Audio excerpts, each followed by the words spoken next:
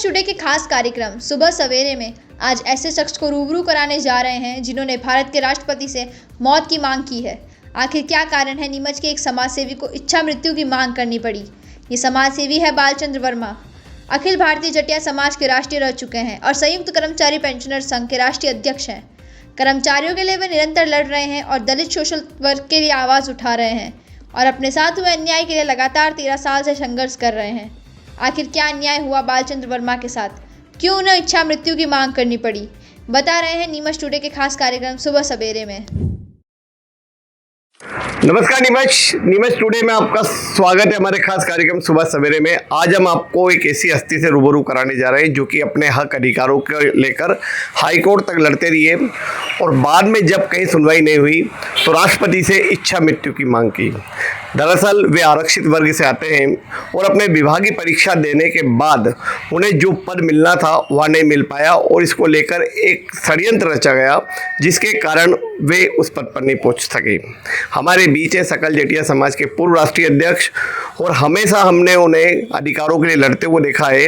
अभी वे वर्तमान में संयुक्त विभाग पेंशनर संघ के राष्ट्रीय अध्यक्ष के पद पर कार्यरत है और वे अपनी लड़ाई तो लड़ ही रहे हैं, साथ ही अपने साथी कर्मचारियों के लिए भी लगातार लड़ रहे हैं। तो हमारे बीच है बालचंद्र जी वर्मा साहब जो कि नीमच के निवासी हैं। जी वर्मा साहब, आपका स्वागत है। हमने देखा कि आप अपने लिए भी लड़ रहे हैं और लोगों के लिए भी लड़ रहे हैं। ये क्या प्रकरण है पूरा जिसको लेकर आपने इच्छा मृत्यु मांगी है?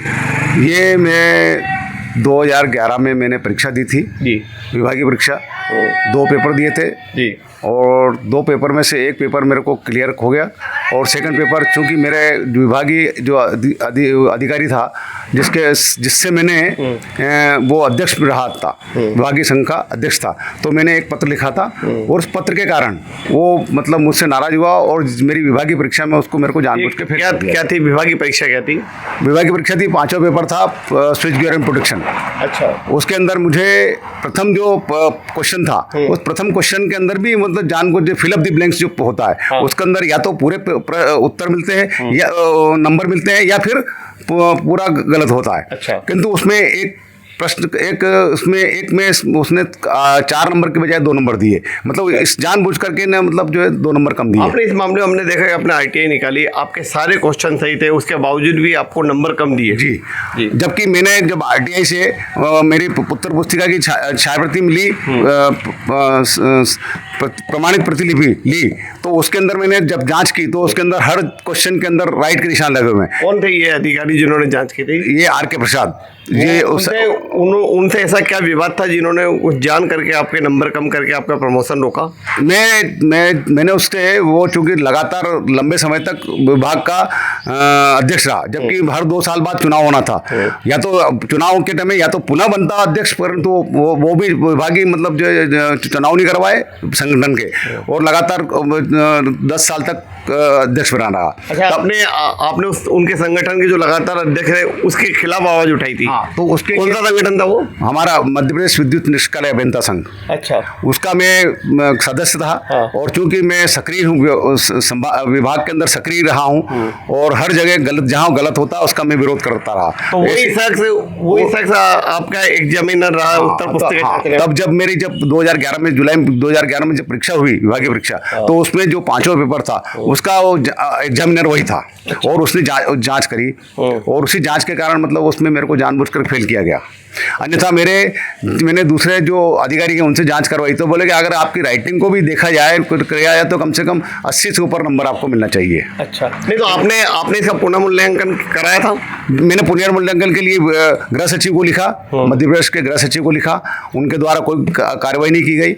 मैंने विभाग के अधिकारी को लिखा, उनने भी कोई जाँच नहीं करवाई गई और मुझे मजबूरन फिर मुझे उन डॉक्यूमेंट्स के आधार पर मैंने जो है हाई कोर्ट इंदौर के अंदर प्रकरण दायर किया। तो हाई कोर्ट में अभी तक डिसीजन नहीं आया और हाई कोर्ट के अंदर जब मैंने प्रकरण लगाया तो हाई कोर्ट के अंदर मतलब जो है ये दुर्भाग्य की बात है कि न्यायालय भी मतलब जो है ढुलमुल नीति अपना करके और हम जैसे आरक्षित वर्ग के लोगों को मतलब परेशान करने के लिए अभी तक मतलब 14/2/18 जो तारीख लगी थी उसके बाद आज दिनांक तक उसके बाद आगे कोई तारीख नहीं लगाई और ये पेंडिंग पटक रखा है। अच्छा, दूसरी चीज़ ये कि आपने जब ये सारी चीज़ें कर रहे थे तो जनप्रतिनिधियों से मिले थे आप जाकर? क्योंकि जनप्रतिनिधि इसमें कुछ नहीं कर पाएंगे ना, जनप्रतिनिधि किसी प्रकार से कोई काम नहीं कर पाएंगे क्योंकि उनका कोई चलना नहीं उसमें। तो इसलिए मैंने किसी भी जनप्रतिनिधि, क्योंकि आपका विभागीय मंत्री है, उससे तो आप बोल सकते हैं। मैंने किसी विभागीय मंत्री से, क्योंकि मेरा ही मंत्री मिलना ही नहीं चाहते थे, हमने प्रयास भी किया पर मिलना ही चाहते हैं। तो क्या मतलब कैसे प्रकार हम बात करें, अपनी बात पहुंचाएं। और वो क्योंकि भारतीय जनता पार्टी की सरकार है, मैं भ्रष्ट सरकार मानता हूं इसको। आज भी मतलब लोगों को परेशान किया जा रहा है और इस सरकार के आने के बाद हम लोगों को बहुत नुकसान हुआ है। तो आपको लगभग कितना टाइम हो गया ये केस लड़ते हुए? ये मैंने 2015 में केस लगाया था, क्योंकि सब डॉक्यूमेंट्स इकट्ठे करने के बाद मैंने जब केस लगाया, तो केस लगाने के बाद अभी एग्जाम कब हुआ था? एग्जाम 2011 में हुआ था। 2011 में हुआ था, जुलाई 2011 में। शिकायत कब की थी आपने? और उसके बाद जब मेरे को फेल कर दिया तो फिर मैंने, क्योंकि मुझे मालूम थी कि मैंने पूरे उत्तर सब सही लिखे, तो फिर मैंने आरटीआई के तहत मतलब मैंने उत्तर पुस्तिका की जो वो प्रतिलिपि निकलवाई, प्रणित प्रति। तो उसमें जब मैंने जांच की तो उसमें सभी जितने भी प्रश्न दिए थे उनके उत्तर में सब में राइट के निशान है। नहीं तो आप जब ये इतना सारी चीज़ें आपके पास थी, क्लियरिटी थी, तो आपने आपके मुख्य अभियंता को नहीं बताया? मैंने अपने मुख्य अभियंता को भी लिखा था, परंतु मुख्य अभियंता ने भी उसको प्रकरण को नस्ती कर दिया। उसने भी कोई जानकारी, वो बोले कि मेरे हाथ में कुछ नहीं है। नहीं तो आपका कोई एग्जामिनर बोर्ड होता होगा ना, जहाँ पे रीचेकिंग का कोई प्रावधान होता होगा? नहीं, ऐसा कुछ नहीं है। हाँ, मैंने जब न्यायालय में लगाया था तो हमारे विभाग जो उत्तर उसने दिया था, तो विभाग का जो अधिकारी था उसने बोला कि वो उत्तर पुस्तिका जांचने का कोई वो है ही नहीं, मतलब कि ये पुनर्मूल्यांकन का कोई उसमें क्वेश्चन नहीं है, मतलब है ही नहीं, तो नियम में है ही नहीं। तो जब नियम में उत्तर पुस्तिका जांचने का नियम है ही नहीं, तो ये भी कहाँ नियम में लिखा हुआ है कि पुनर्मूल्यांकन नहीं किया जाए? ये भी कहाँ लिखा हुआ है? तो लगभग मतलब आपको करीब 10 साल तो ये हो गए शिकायत करते हुए। 2018 से आप केस लड़ रहे हैं, 8 साल वो हो गए। हाँ, 18 के बाद अभी तक मेरे को जो अब न्यायालय ने कोई आगे तारीख नहीं बढ़ाई, तो अभी तक, जबकि फाइनल हियरिंग है। हाँ। आपने इच्छा मृत्यु की मांग कब की थी? तब मैंने फिर अंत में 31/12/2024 को मैंने इच्छा मृत्यु का पत्र लिखा माननीय राष्ट्रपति महोदया को, और उसके बाद प्रतिलिपि में चीफ जस्टिस ऑफ इंडिया और chief justice of Madhya Pradesh को, ताकि किंतु मुझे खाली चीफ जस्टिस ऑफ इंडिया के अंदर जरूर मेरा प्रकरण दर्ज कर लिया गया है, किंतु उसके बाद कार्रवाई कुछ नहीं हुई है। और न मध्य प्रदेश से अभी तक मेरे को कोई पत्र आया कि भाई कि आपकी ये दर्ज कर दिया किस प्रकार से, और न राष्ट्रपति कार्यालय से कुछ आया। अभी तक कोई पत्र कुछ नहीं आया। तो अभी वर्तमान में स्थिति क्या है? वर्तमान में स्थिति वो पेंडिंग पड़ा हुआ है न्यायालय में प्रकरण। कौन से पद पे प्रमोट होना था? मेरा कार्यपालन यंत्री विद्युत सुरक्षा के पद पे मेरा प्रमोशन होना था, और मैं पहले नंबर पे था, सीनियरिटी में पहले नंबर पे था। अच्छा। ताकि मैं पहले नंबर पर था, इसलिए उनको तकलीफ हुई कि यार इसको प्रमोशन देना पड़ेगा। तो ये बिना प्रमोशन के आप रिटायर हो गए? तो फिर मैं सहायक यंत्री जो पद वर्तमान में जो पद था मेरा उस समय, तात्कालिक जो पद था वो सहायक यंत्री विद्युत सुरक्षा का, उसमें मैं सेवानिवृत्त हो गया। कितना लॉस मानते हैं आप? मेरे को लास्ट मतलब आज की तारीख में 9 इंक्रीमेंट मेरे को लगना है। अच्छा। और 9 इंक्रीमेंट के बाद में 7 इंक्रीमेंट मुझे लगना है लोअर पद के, और फिर उसके बाद कार्यपालन यंत्री का जब पद मिलता है तो 2 इंक्रीमेंट वो लगेंगे, तो उसके प्रमोशन होने के बाद 2 इंक्रीमेंट फिर लगेंगे। तो मुझे लगभग ये मान के चलिए कि मेरे भी लास्ट में आज की तारीख में टोटल लॉस मुझे 40 से 50 लाख के आसपास नुकसान हो रहा है। ऐसा? तो ये जब हाईकोर्ट में 18 के बाद से तारीख नहीं मिल रही है, तो आपके वकील क्या कर रहे हैं? वकील को मैंने बोला था, वकील आवेदन लगाता है, ये सीनियर सिटीजन है, उसके बाद भी मैंने खुद ने दस्तखत करके दिए, किंतु न्यायालय में उसके पर भी वो भी नस्ती कर दिए गए। ऐसा? वो भी आवेदन नस्ती कर दिए गए। अच्छा।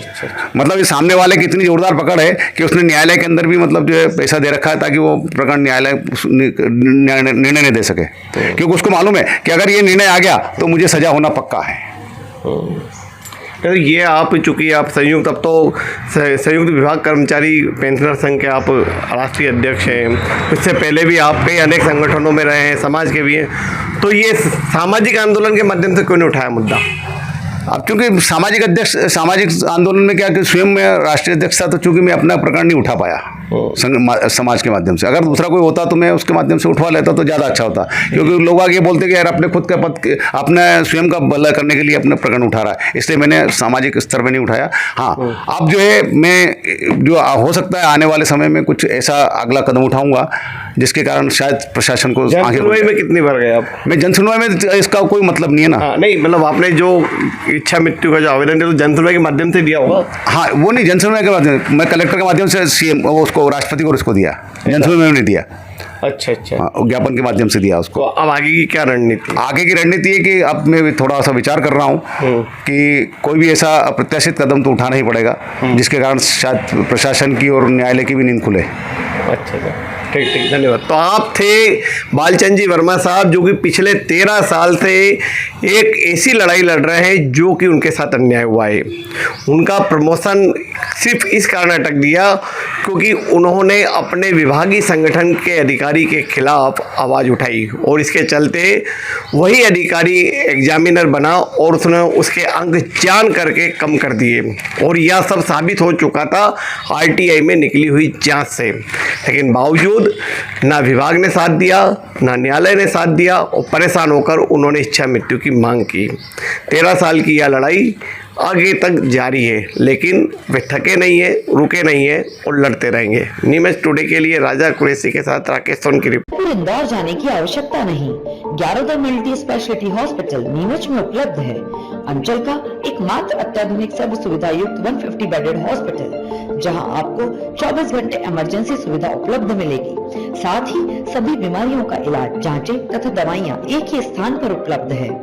20 स्पेशलिस्ट डॉक्टर की विशाल व अनुभवी टीम के साथ उपलब्ध सेवाएं, अस्थि रोग, शिशु रोग, महिला एवं प्रसूति रोग, लेजर सर्जरी, न्यूरो एवं स्पाइन सर्जरी, यूरोलॉजी, जनरल एवं लेप्रोस्कोपी सर्जरी, क्रिटिकल केयर एवं ट्रॉमा, मुख कैंसर रोग, जनरल मेडिसिन, फिजियोथेरेपी। इसके अतिरिक्त 15 बेडेड अत्याधुनिक मशीनों युक्त ICU, ultra modern 7 bedded dialysis unit, 10 bed नवजात शिशु and ICU, 4 modular operation theatre, अत्याधुनिक लैब एवं रेडियोलॉजी विभाग, सर्व सुविधा युक्त वार्ड एवं प्राइवेट रूम, 24 घंटे एम्बुलेंस सुविधा।